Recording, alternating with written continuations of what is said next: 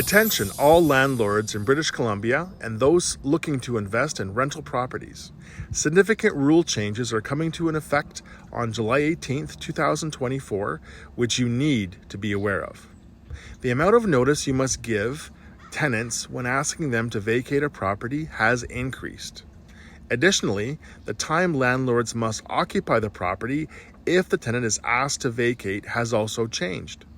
Furthermore, a new provincial registry system for landlords will be introduced. In this video, I'll be covering critical changes to BC's tenancy laws that will affect you, the key players in the real estate market, especially if you're buying or selling a tenant-occupied property. I'm Dr. Greg Eisert, your go-to realtor in Victoria, BC, and I provide valuable information on this channel to help you navigate the real estate market. If you find this content helpful, hit the like and subscribe buttons so you don't miss out on future videos. If you need help, please don't hesitate to reach out using the contact information in the description below.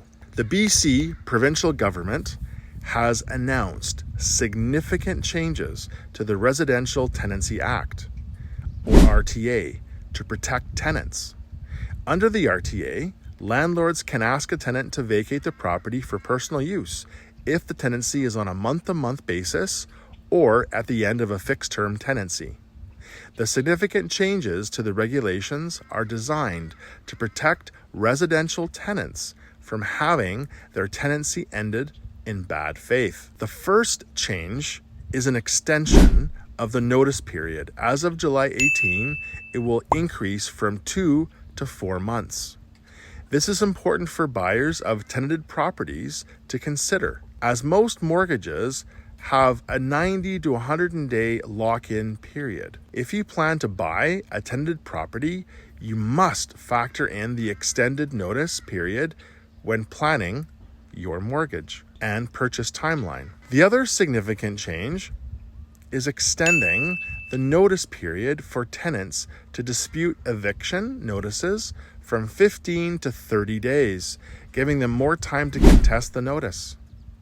Additionally, the occupancy requirement for the individual moving into the property has been extended to 12 months from the previous 6 months. Penalties for landlords found to be ending a tenancy in bad faith have also been increased. If found guilty, they could be ordered to pay the displaced tenant up to 12 months' rent. Another change is the mandatory use of a landlord web portal to generate notices for ending tenancy for personal or caretaker use. This portal will require landlords to provide details about the person moving into the home, which will be shared with the tenant. It will also inform landlords about the conditions for ending a tenancy and the associated penalties for ending it in bad faith. These changes aim to assure tenants that they are not being unfairly evicted and provide a data point to verify if the new requirements of the RTA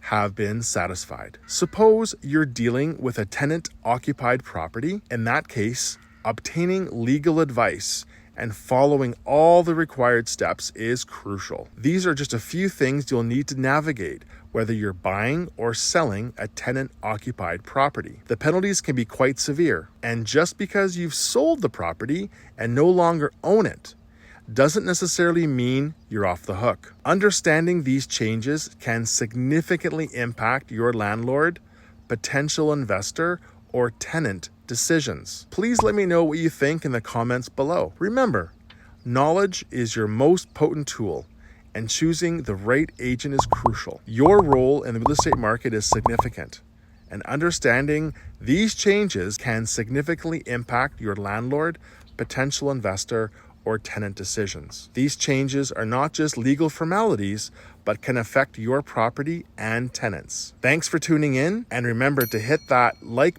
and subscribe buttons for more updates. See you next time.